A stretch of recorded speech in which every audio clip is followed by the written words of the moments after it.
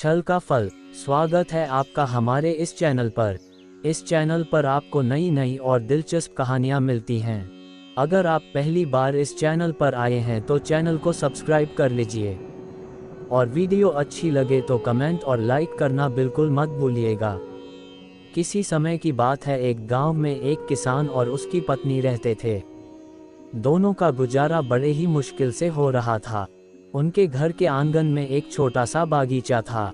किसान ने उस बागीचे में कुछ बैंगन के पौधे लगा रखे थे, लेकिन किसी भी पौधे पर बैंगन नहीं लगे थे।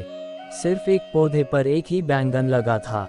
उसने अपनी पत्नी से कहा, बगीचे में सिर्फ एक ही बैंगन लगा है, इसे बाजार में क्या बेचेंगे, अपने ही घर पर रख लेते हैं। बैंगन बड़ा होते होते कद्दू जितना बड़ा हो गया। तब एक दिन किसान उसे तोड़कर घर लाया और अपनी पत्नी के हाथ में देकर बोला, लो आज इसकी तरकारी बना लो, खेत से लौटकर खाऊंगा। किसान खेत को चला गया। पत्नी जब हाथ में चाकू लेकर बैंगन को काटने लगी तो पता नहीं कहां से आवाज आई, आहिस्ता आहिस्ता काट, आहिस्ता आहिस्ता। ये सुनकर वो भौचक्की सी रह गई और चारों तरफ देखने लगी कि कौन बोल रहा है। जब उसे कोई दिखाई ना दिया तो किसान की पत्नी ने फिर से चाकू पकड़ा, लेकिन दोबारा से वही बात सुनाई दी कि आहिस्ता आहिस्ता काट, आहिस्ता आहिस्ता। अब की बार उसे महसूस हुआ कि बैंगन के अंदर से ये आवाज आ रही थी। ये ख्याल आते ही उसका कलेजा धक सा रह गया। बैंगन को जमीन पर फेंक कर वो घर से भागकर खेत में जा पहुंची।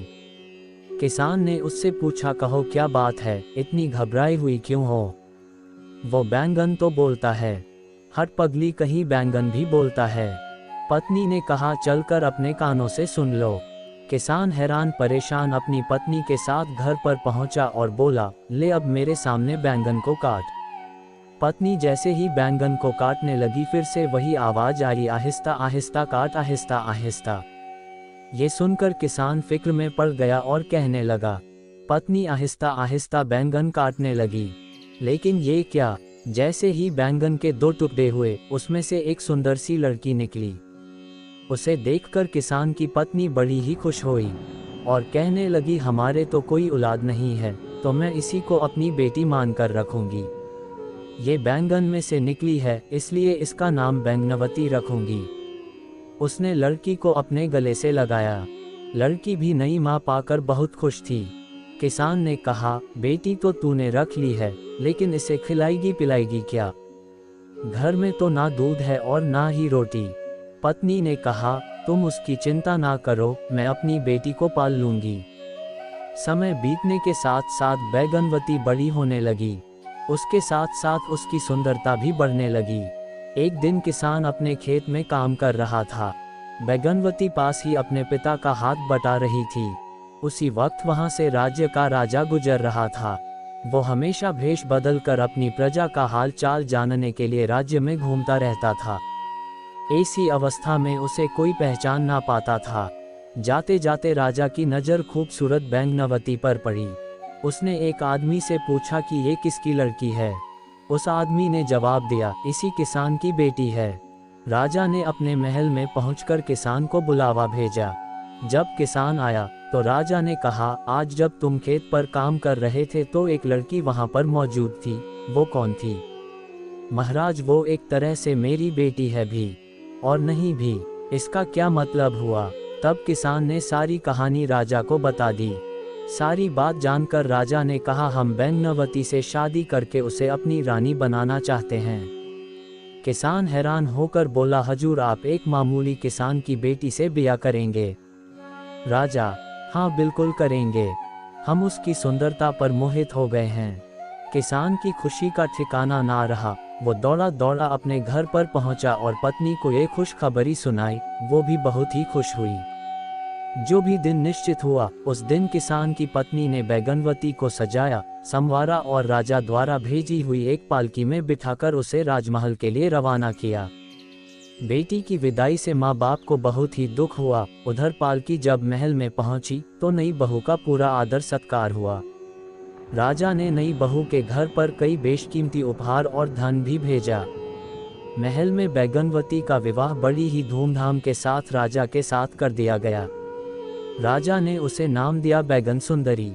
नई रानी को देखकर बाकी सभी रानियां कहने लगी कि नई रानी तो सचमुच बहुत ही सुंदर है। राजा की 2 रानियां और थी। राजा अपनी तीनों रानियों में से बैगन सुंदरी से बहुत ही ज्यादा प्यार करता था। वो हर समय उसी के पास रहता। वो जो चीज मांगती राजा फौरन उसे मंगवा देता। देश विदेश की जो भी बेहतरीन वस्तुएं आती राजा बैगन सुंदरी के महल में पहले ही उन्हें भिजवा देता। वो जो भी चाहती थी राजा वही करता। महारानी यानी जो पहली रानी थी उससे ये सब देखा ना जाता। वो बहुत जलती और कुर्ती रहती थी। महल में सभी लोग नई रानी की सूरत और उसकी सीरत की तारीफ करते थे। इससे महारानी जी और भी ज्यादा जलती थी। वो सोचती इस किसान की छोकरी ने तो ना जाने कहां से आकर राजा को अपनी मुट्ठी में कर लिया है। एक दिन की बात है, महारानी ने बैगन सुंदरी से पूछा, छोटी रानी तुम्हारी जान कहां पर है? बैगन सुंदरी ने जवाब दिया, अरे बड़ी बहन, जान और कहां पर होगी, मेरे दिल में ही है। बड़ी रानी ने कहा, ये नहीं हो सकता, तुम तो इंसान के पेट से पैदा ही नहीं हुई, इसलिए तुम्हारी जान शरीर के अंदर नहीं होगी, जरूर किसी और जगह पर रखी है। बैगन सुंदरी, बड़ी बहन तुम्हें ये बात मालूम करने की ऐसी क्या जरूरत है?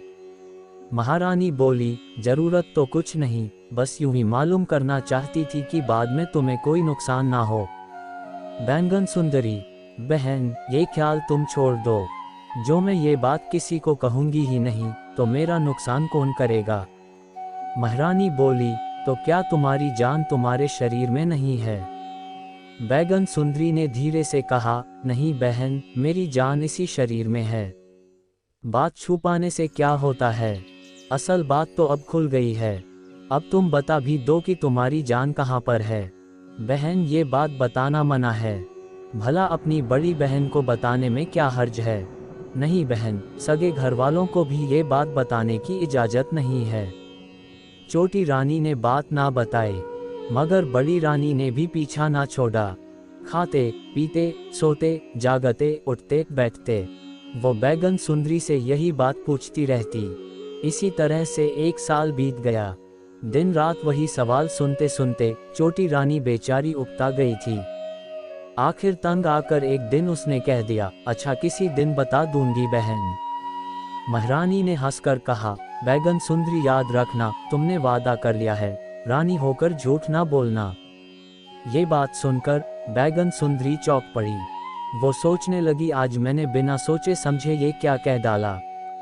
अब तो बड़ी रानी को ये बताना ही पड़ेगा कि मेरी जान किस चीज में है, जो नहीं बताऊंगी तो झूठा बनूंगी। अब क्या करें? छोटी रानी ने राजा को अपने महल में बुलाया और कहा, महाराज अगर मैं मर जाऊं तो मेरी लाश को जला मत देना। राजा ने उसके मुंह पर हाथ रख कर कहा, चुप रहो रानी, ऐसी बातें मत कहो। रानी, नहीं महाराज, मेरी सारी बातें सुन लीजिए, अगर मैं मर जाऊं तो नगर से बाहर एक मकान बनवाकर मुझे पलंग समेत उसी मकान में रखवा दीजिएगा। मकान के अंदर एक सुंदर बगीचा लगवा देना और एक कुआं भी खुदवा देना।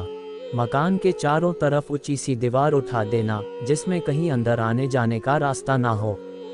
राजा ने बात काट कर कहा, रानी तुम चुप करो, ये बातें अपने मुंह पर मत लाओ।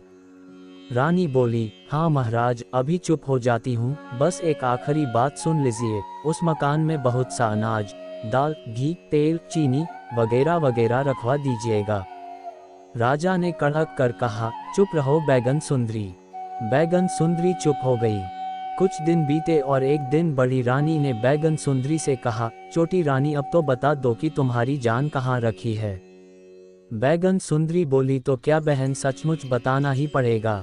बड़ी रानी ने कहा, तुमने वादा किया है, अब क्या उसे पूरा ना करोगी?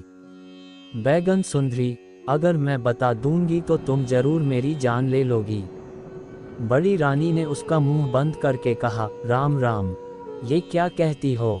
छोटी रानी बोली, अच्छा थोड़े दिन और रुक जाओ, मेरे बच्चे को जन्म लेने दो, उसके बाद बतला दूंगी। ये सुनकर कि छोटी रानी को बच्चा होने वाला है, बड़ी रानी और भी ज्यादा जलने लगी।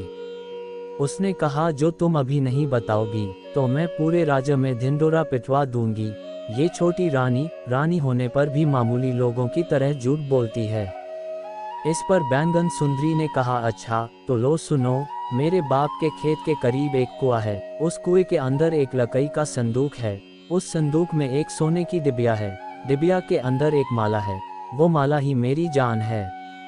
बड़ी रानी हंसने लगी और कहने लगी, छोटी रानी तुम्हारी किस्मत बहुत अच्छी है, जो तुम्हारी जान को कोई खतरा नहीं है।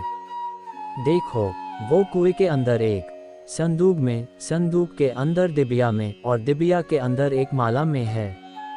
तुम्हारी जान को भला कोई ले सकता है क्या?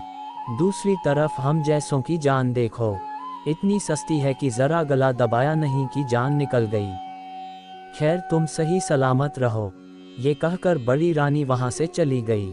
अब बड़ी रानी जल्दी से अपने महल में आई और फिर उसने एक दासी को भेजकर एक गोताखोर को बुलवाया।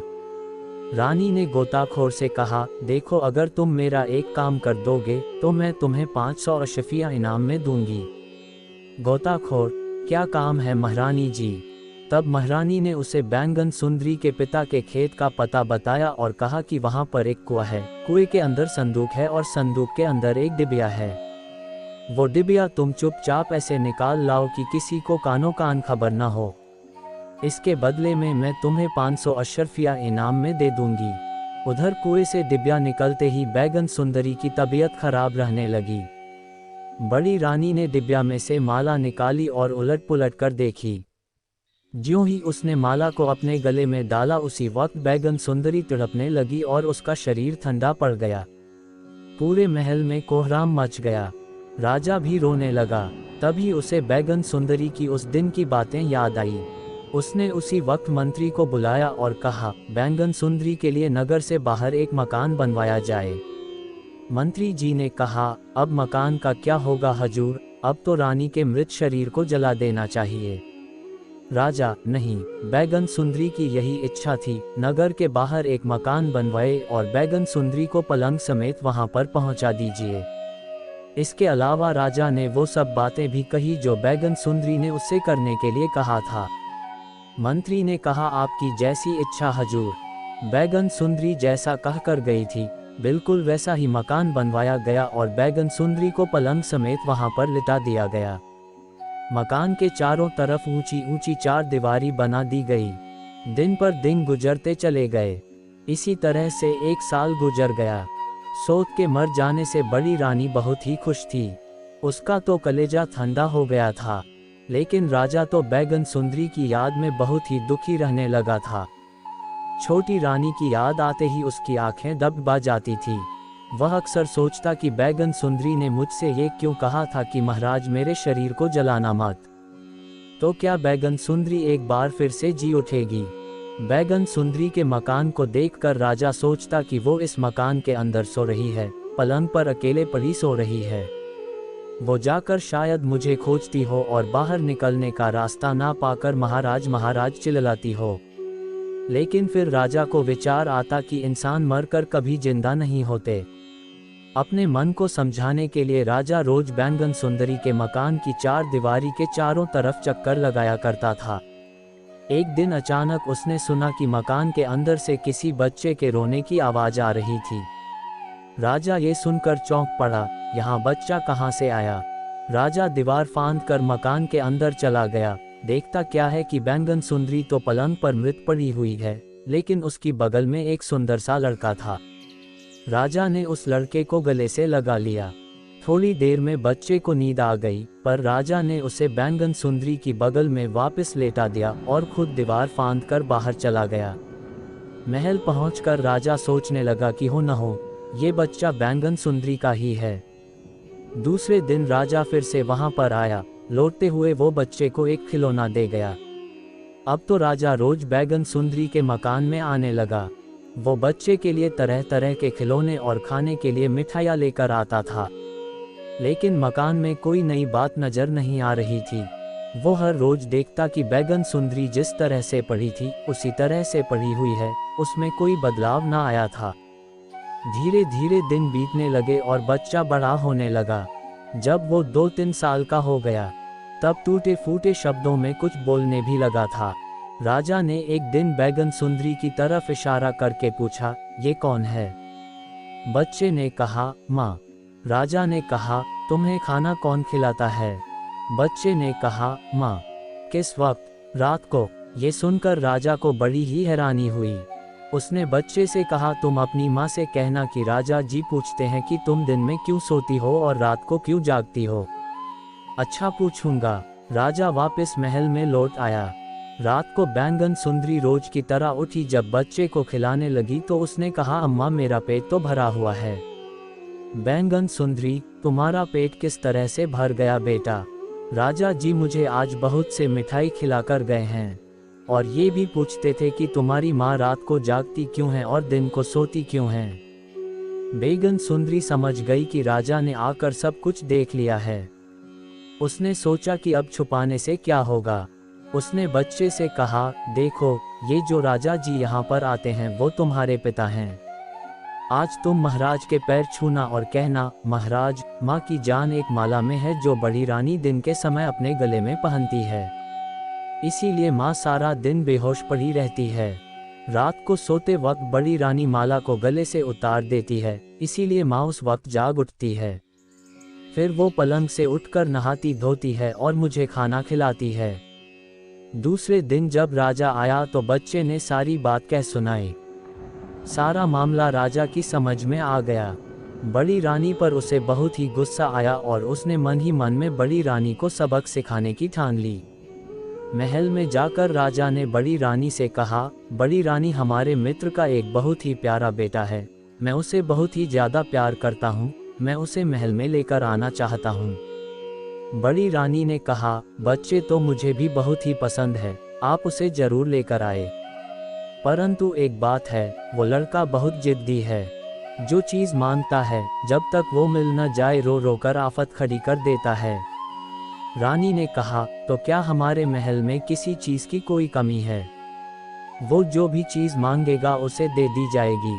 राजा ने बच्चे को समझाया कि तुम बड़ी रानी के पास जाते ही उसके गले की माला पकड़ लेना और जोर जोर से रोना शुरू कर देना। जब तक रानी तुम्हें वो माला ना दे तुम रोते ही रहना। इस तरह से समझा बुझा कर राजा लड़के को बड़ी रानी के पास महल में ले आया। रानी ने उसे प्यार से गोद में ले लिया और बोली, लड़का बहुत ही प्यारा है। लड़का उसी वक्त माला लेने के लिए जोर जोर से रोने लगा। रानी ने उसे बहलाने फुसलाने के लिए कई तरह की मिठाइयाँ, खिलौने आदि पेश किए, लेकिन वो किसी भी तरह से मानने को तैयार ना था। तब राजा ने उदास होकर कहा, दूसरे के बच्चे को क्यों रुलाती हो? आखिर वो मांगता क्या है? रानी ने जवाब दिया, मेरे गले की माला मांगता है, तो तुम दे क्यों नहीं देती? नहीं, ये माला तो मैं किसी को नहीं दे सकती। राजा, ये माला बच्चे को दे दो, मैं तुम्हें इस तरह की दूसरी माला लाकर दे दूंगा। रानी, ये माला तो मैं हरगिज न दूंगी। राजा, नहीं दोगी तो ये लड़का रो रो कर मर जाएगा। पराए बच्चे को घर लाकर क्या यूं ही मार दोगी? बच्चे का रोना देखकर रानी को उस पर दया आ गई। सोचने लगी, छोटी रानी तो अब मर ही चुकी है, थोड़ी देर के लिए माला बच्चे को दे दी जाए तो क्या हर्ज है। उसने कहा कि इस समय तो मैं माला दे देती हूँ, लेकिन जब लड़के का मन बहल जाए तो माला मुझे वापस ला देना। राजा ने कहा, हाँ, ऐसा ही किया जाएगा। रानी ने माला निकालकर राजा को दे दी और राजा लड़के को लेकर महल से बाहर चला आया। फिर उसने चुपचाप अपने मंत्री को बुलाया और बैंगन सुंदरी के मकान की चार दीवारी को तोड़ने का आदेश दिया। मंत्री ने ऐसा ही किया। राजा ने अंदर जाकर बैंगन सुंदरी के गले में वो माला डाल दी। माला पहनते ही बैंगन सुंदरी उठ बैठी।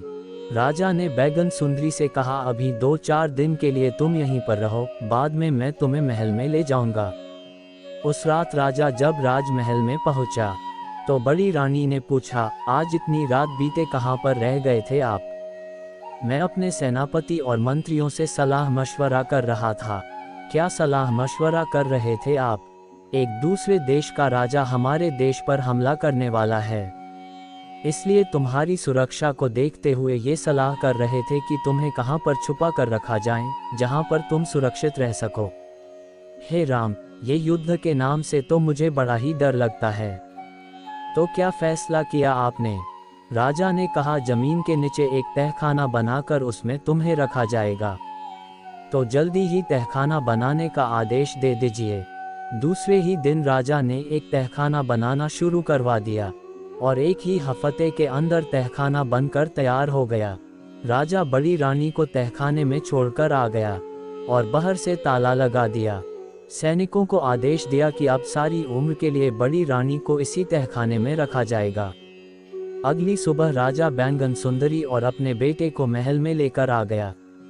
वो एक सुखी परिवार की तरह रहने लगे, जबकि बड़ी रानी वही तहखाने में सड़ती रही। आपको ये कहानी कैसी लगी कमेंट बॉक्स में जरूर बताएं। धन्यवाद।